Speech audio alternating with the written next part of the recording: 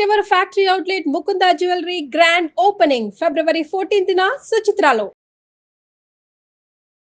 మనలో చాలా మంది లక్ష్మీ ప్రాప్తి కొరకు వివిధ రకాల పూజలు పరిహారాలు చేస్తూ ఉంటారు. కానీ వాటి వల్ల ఎలాంటి ప్రయోజనము పొందలేక ఇబ్బందులు పడుతూ ఉన్నారు. కానీ అఖండ లక్ష్మీ ప్రాప్తి ధన ప్రాప్తి కలగాలంటే ఎటువంటి నియమాలు మనం పాటించాలి, అలాగే ఎటువంటి పరిహారాలు చేసుకోవాలో మనకు వివరించేందుకు ప్రస్తుతం మనతో పాటు ఉన్నారు ప్రముఖ జ్యోతిష్యులు బ్రహ్మశ్రీ నందిబట్ల శ్రీహరి శర్మ గారు. వారితో మాట్లాడి మరిన్ని విషయాలు తెలుసుకుందాం. నమస్కారం గురుగారు. వాగర్థావివ సంపృక్తౌ వాగర్థ ప్రతిపత్తయే జగతః పితరౌ వందే పార్వతీ పరమేశ్వరౌ. సదాశివసమారంభాం శంకరాచార్య మధ్యమాం అస్మదాచార్య పర్యంతం వందే గురు పరంపరాం. ఆదిత్యాయ చ సోమాయ మంగళాయ బుధాయ చ గురు శుక్ర శనిభ్యశ్చ రాహవే కేతవే నమః. శృంగేరి జగద్గురు పీఠాధిపతులు శ్రీ శ్రీ శ్రీ భారతీ తీర్థ మహాస్వాముల వారికి, శ్రీ శ్రీ శ్రీ విధుశేఖర భారతీ తీర్థ మహాస్వాముల వారికి, కంచి కామకోటి పీఠాధిపతులు శ్రీ శ్రీ శ్రీ విజేంద్ర సరస్వతి మహాస్వాముల వారికి ప్రణామములు తెలియజేసుకుంటూ కార్యక్రమాన్ని ప్రారంభిద్దాం. గురువుగారు, మరి చాలా మంది ధన ప్రాప్తి కొరకు రకరకాల పూజలు హోమాలు ఇలా చేస్తూనే ఉంటారు గురుగారు. కానీ ప్రత్యేకించి ఒక 2-3 సంవత్సరాలుగా ఎప్పుడైతే కరోనా వచ్చి పోయిందో ఆ తర్వాత నుంచి చూస్తున్నాము చాలా మంది చిన్న చిన్న వ్యాపారస్తులు కావచ్చు, అప్పుడే ప్రారంభించిన వాళ్ళు కావచ్చు, ఖచ్చితంగా ఇందులో మనకి విజయం సాధిస్తాం, డబ్బుకి ఏ లోటు అనుకున్న వాళ్ళు కావచ్చు, వీళ్ళందరూ ధనపరంగా చాలా ఇబ్బందులు పడుతూ ఉన్నారు, అప్పుల పాలైపోయారు కూడా. ఇలా అప్పుల బాధ నుంచి బయటపడి ధనప్రాప్తి కలిగి లక్ష్మీ కటాక్షం వారి మీద ఉండాలంటే ఎటువంటి పరిహారాలు చేసుకోవాలో తెలియజేస్తారా? తప్పకుండా అమ్మ.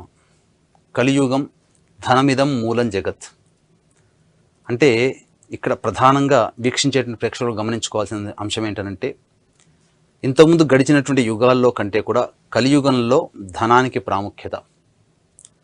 డబ్బున్నటువంటి వ్యక్తిని సమాజం గౌరవిస్తుంది. డబ్బు తక్కువగా ఉన్నటువంటి వ్యక్తిని ఎంత ధర్మంగా ఉన్నా, ఎంత నియమాలతో ఉన్నా తక్కువ చూపుతో చూస్తుంది. సమాజంలో వ్యక్తుల యొక్క అభిప్రాయం కాదు, ఈ సమాజంలో కలియుగంలో నడుస్తున్నటువంటి ధర్మం. కాబట్టి అందుకనే గమనించుకున్నట్లయితే కొన్ని వేల సంవత్సరాల కిందటి కంటే కూడా ఈ కలియుగం ప్రారంభమైనప్పటి నుంచి నేను, నాది, నా కుటుంబం, నేను అనేటువంటి యొక్క స్వార్థం పెరిగిపోయింది. అందుకనే నా కుటుంబం బాగుండాలి, అలాగే నేను బాగుండాలి, నా పిల్లలు బాగుండాలి, నా మనవలు బాగుండాలి, నా మునిమనవులు బాగుండాలి, నా మునిమనవుడికి గిలిమనవుడు కూడా బాగుండాలనేటువంటి ఒక ఉద్దేశంతో వాళ్ళు ఎలా సంపాదిస్తారో లేదో అని చెప్పి అధర్మంగా కావచ్చు, ధర్మపరంగా కావచ్చు, ధన సంపాదనే ధ్యేయంగా పెట్టుకొని సంపాదించే వాళ్ళు కొంతమంది ఉన్నారు. అది ధర్మ మార్గమా అధర్మ మార్గమా పక్కకు పెట్టినట్లయితే ఈ యొక్క కలియుగంలో మనిషి ఆనందంగా జీవించాలి అనంటే ధనము తప్పనిసరి. మనిషి ఇంట్లోంచి బయటికి వెళ్ళి మళ్ళీ తిరిగి ఆ రోజంతా బయట గడిపి రోజుకి మళ్ళీ ఇంట్లోకి రావాలంటే ఖచ్చితంగా తక్కువలో తక్కువ ఒక 300 నుంచి 500 రూపాయలు ఖర్చు పెట్టుకుంటే తప్ప ఇంటికి తిరిగి రాలేడు. ఖర్చులు అట్లా ఉన్నాయి. తడిపి మోపెడు జీవితం దుర్భరం అయిపోతుంది. అందుకనే పూర్వకాలంలో స్త్రీలు జాబు చేయకపోయినా ఇప్పుడు వివాహ తదనంతరం ఖచ్చితంగా భార్యాభర్తలు సంపాదించుకుంటే తప్ప ఇల్లు గడవనటువంటి పరిస్థితి. ఇల్లు గడవడం అంటే సాధారణంగా మనకున్నటువంటి చిన్నపాటి కోరికలను, అనగా ఏంటి, పిల్లలకి మంచి చదువు చదివించుకోవాలి, మంచి స్థితిగా ఉండాలి, గౌరవమైన స్థితిలో ఉండాలి, ఏదైనా విపత్తు ఇబ్బందులు వస్తే రక్షించడానికి ఇక్కడ ఎవరూ లేకపోయినా మనం దాచుకున్న డబ్బే కాపాడుతుంది. ఇది ధర్మపరంగా ఆలోచించేది. ఇవన్నీ కావాలి అనంటే ధర్మం సంపాదించాలి. అయితే కొన్ని రోజులు గడుస్తున్నా కొద్దీ, సంవత్సరాలు గడుస్తున్నా కొద్దీ సమాజంలో కావచ్చు, ప్రకృతిలో కావచ్చు విపత్తులు ఏర్పడడం, తద్వారా కొన్ని కుటుంబాలు చితికిపోయాయి.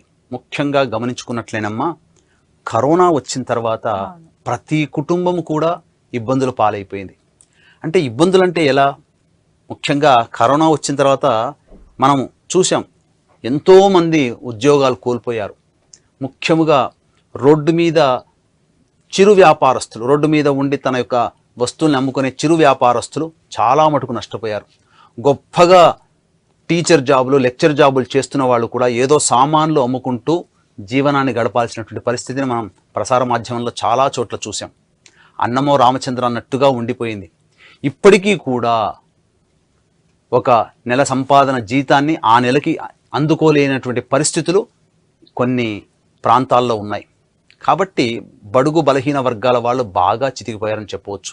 డబ్బున్న వాళ్ళు, ధనవంతులు గట్టెక్కున్నారేమో కానీ ఏ రోజు సంపాదనతో ఆ రోజు గడుపుకునేటువంటి వ్యక్తుల యొక్క జీవితాల్లో చాలా దుర్భరమైన పరిస్థితులు దుర్భరంగా ఉన్నాయి కదా అని చెప్పేసేసని మనకు సమాజంలో మనకేమీ కలిసి వచ్చే విధంగా లేదు కదా. పిల్లల్ని చదివించాలంటే స్కూల్ ఫీజులు కట్టుకోవాల్సిందే, వ్యాపారం పోయింది మళ్ళీ వ్యాపారం మొదలు పెట్టాలంటే మళ్ళీ డబ్బు కావాలి, లేదు మంచి ఉద్యోగం సంపాదించుకోవాలన్నా చాలా ఇబ్బందికర పరిస్థితులు. ఏది ఏమైనప్పటికీ కూడాను అప్పులు చేయాల్సినటువంటి పరిస్థితులు ప్రస్తుతం దాపురించాయి, అందులో సందేహమే లేదు. అప్పులు చేసైనా కానీ పిల్లల్ని చదివించుకునే వాళ్ళు వీక్షించేటువంటి సుమన్ టీవీ ప్రేక్షకులు చాలామంది ఉన్నారు.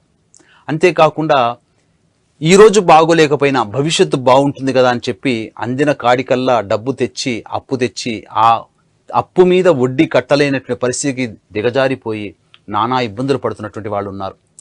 అయితే ఇవన్నీ కూడా మన గ్రహచారమో మన జాతకమో అనేటువంటిది కాకుండా లక్ష్మీ దేవత యొక్క అనుగ్రహం కలగాలి, లక్ష్మీ యొక్క అనుగ్రహం కలగాలి అనేటువంటి యొక్క సదుద్దేశంతో ఈ యొక్క చిన్న పరిహారాన్ని వీక్షించేటువంటి ప్రేక్షకుల కోసం తెలియజేస్తున్నాను. అయితే ఇటువంటి పరిహారాన్ని విన్న తరువాత మీకు సాధారణంగా అవహేళన అనేటువంటిది చేయకూడదండి. ఎందుకనంటే శాస్త్రం, ఇది శాస్త్రీయమైనటువంటిది. ఈ పరిహారాన్ని గతంలో నేను చెప్పినప్పుడు నాకు బాపట్ల నుంచి ఒక వ్యక్తి స్త్రీమూర్తి కాల్ చేశారు. ఇది నేను నా చిన్నతనంలో నాకు ఒక సిద్ధ గురువు గారు మా ఇంటికి వచ్చినప్పుడు చెప్పారండి, మేము ఆచరించాము, మళ్ళీ 40 సంవత్సరాల తర్వాత మళ్ళీ ఇదే పరిహారాన్ని మీ నోటి నుంచి విన్నాను, మీకు ఎవరు చెప్పారు, ఆ సిద్ధ గురువుకి మీకేమైనా లింక్ ఉందా అని అడిగిన ఆ స్త్రీమూర్తి ఆశ్చర్యంగా అడిగింది. అంటే ఈ చెప్పే పరిహారం ఏదో నోటికి ఏదో వచ్చింది చెప్పడం, ఇంకా ఏదో హిందుత్వంలో మూఢనమ్మకాల కోసం మనల్ని నెట్టేయడం అనేటువంటి కాదు. హిందువులారా మేల్కొనండి, మన చేసేటువంటి మంచి పని అయినప్పుడు ఏ పనైనా చేసుకోవచ్చు, చెడ్డ పని అయితే ఆగిపోవాలి. ఇదేం చెడ్డ పని కాదే, కొందరి జీవితాల్లో అభివృద్ధినిచ్చేటువంటిదే. కానీ ఉత్తగానే నోరు పారేసుకొని మనము మన ధర్మాన్ని, మన హిందూ ధర్మాన్ని మనం పాటించుకుంటే మంచిది. గౌరవమైనటువంటి తల్లిదండ్రులకి గౌరవప్రదంగా వివాహం చేసుకుని వారు ఆ గౌరవప్రదంగా చక్కటి సంతానాన్ని మనం పొంది ఉన్నాం. అటువంటి మనము ఇబ్బంది పడే విధంగా మనం కామెంట్ చేయకూడదు. ఎందుకనంటే ఇక్కడ ఈ పరిహారం చాలా చిన్న పరిహారం, కానీ భక్తి శ్రద్ధలతో గనక పాటించిన వ్యక్తి అచిరకాలంలోనో తాను తీసుకున్నటువంటి అప్పు నుంచి బయటపడతాడు. సింపుల్గా ఏమీ చేయనవసరం లేదండి. ఒక కొబ్బరి బోండాన్ని తీసుకోవాలి. జాగ్రత్తగా వినండి, ఈ పరిహారం చాలా చిన్నది, ₹1 ఖర్చు పెట్టలేనటువంటి పరిస్థితి. ఒక 50 రూపాయలు మీ దగ్గర ఉంటే చాలు, ఈ పరిహారం మీతో అయిపోతుంది. కానీ ఈ 50 రూపాయల కన్నా మీ మనస్సు, మీ శ్రద్ధ, మీ భక్తి, మీ నమ్మకం, మీ విశ్వాసం, ఈ 5 గనక మీలో ఉంటే ఖచ్చితంగా లక్ష్మీ అనుగ్రహ ప్రాప్తి కలిగి మీరు తీసుకున్నటువంటి చేసినటువంటి అప్పుల నుంచి మీరు బయటపడతారు అని చెప్పడంలో ఏమాత్రం సందేహం లేదు. జాగ్రత్తగా వీక్షించేటువంటి సుమన్ టీవీ ప్రేక్షకులు వినండి. చక్కగా ఒక కొబ్బరి బోండాన్ని తీసుకోండి. మనకు ఇంటికి ప్యాక్ చేసుకోవడానికి కొబ్బరి బొండాన్ని కొట్టిస్తాడు కదా, అనగా పైన కొంత భాగం తీసిచ్చి జస్ట్ ఒక చిన్న స్పూన్తోనో అలా రంధ్రం చేస్తే మనకు ఆ విధంగా నీళ్లు తాగడానికి అవకాశం ఉంటుంది. ఆ విధంగా కొబ్బరి బొండాన్ని కట్ చేసుకోండి. చేసుకున్న తర్వాత ఒక శుభముహూర్తం, దీన్ని మంగళవారం నాడు ప్రారంభిస్తే చాలా మంచిది, లేదా శుక్రవారం నాడు ప్రారంభించండి. మంగళవారం అయితే విశేషము, గురువారం నాడు ప్రారంభించిన విశేషమే. అయితే కొబ్బరి బోండాన్ని తీసుకుని వచ్చి చక్కగా తలంటు స్నానం చేసిన తర్వాత ఆ కొబ్బరి బోండం అనగా ఎలా పెట్టాలి, ఒక ఇత్తడి పళ్ళెము కానీ రాగి పళ్ళెము కానీ తీసుకొని ఆ పళ్ళెములో బియ్యం పోయండి. బియ్యం పోసి చక్కగా చదును చేయండి. అప్పుడు దాని మీద 3 తమలపాకులు పెట్టి ఆ తమలపాకుల మీద ఈ కొబ్బరి బోండాన్ని పెట్టాలి. పెట్టిన తర్వాత ఆ కొబ్బరి బోండంని, ఆ కొబ్బరి బోండంలో ఉన్నటువంటి కొబ్బరి నీరుని పూర్తిగా తీసేయండి. తీసివేసి అందులో కొన్ని నీరు, మంచి నీరు పోయండి. పోసి అందులో నవధాన్యాలు, మీ శక్తి కొలది నవధాన్యాలు, ఒక పిడికెడ గుప్పెడ ఎంతైనా కానీ ఆ విధంగా నవధాన్యాలు పోసి దాని మీద చక్కగా ఈ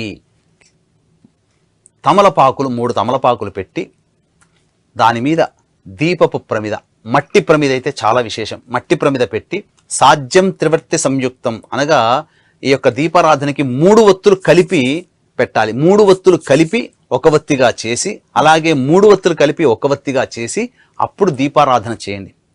చేసి మీకు అవకాశం ఉంటే, భక్తి ఉంటే, శ్రద్ధ ఉంటే, అన్నిటికంటే మించి సమయం ఉంటే వీక్షించేటువంటి ప్రేక్షకుల్లో గృహిణులు కాను చేయవచ్చు, వ్యాపార స్థలంలో ఉండే వ్యాపారులు కూడా చేయవచ్చు, వ్యాపార స్థలంలో కూడా చేసుకోవచ్చు.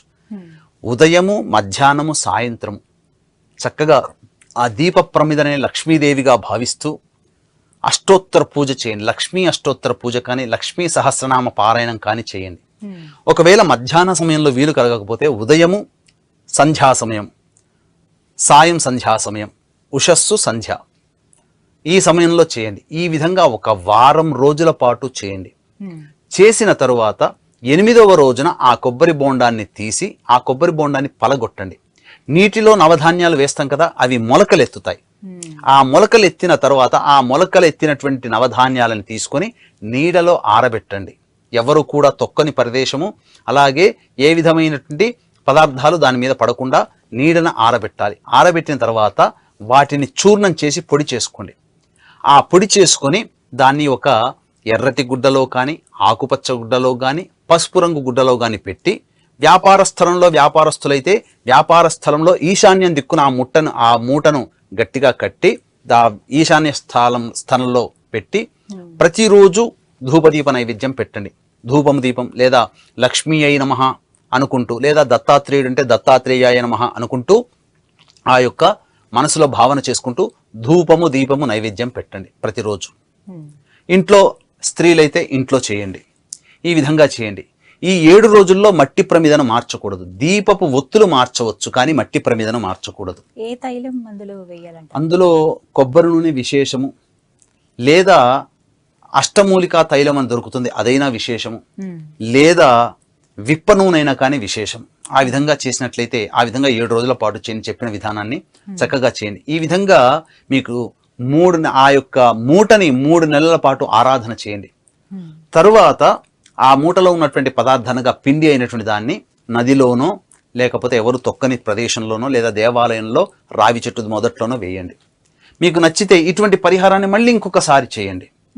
రూపాయి ఖర్చు లేనటువంటిది, కానీ ఇది అత్యంత శీఘ్ర ఫలప్రదాత అని చెప్పవచ్చు. కాబట్టి వీక్షించేటువంటి ప్రేక్షకులు కూడా మహాలక్ష్మి యొక్క అనుగ్రహాన్ని పొంది, మన జాతకంలో ఏ రకమైనటువంటి దోషమున్నా, ఎవరు అప్పులు చేసినా ఆ అప్పు తీరి మార్గం అఖండ లక్ష్మి మీకు ప్రాప్తిస్తుంది అని చెప్పడంలో ఏమాత్రం సందేహం లేదు.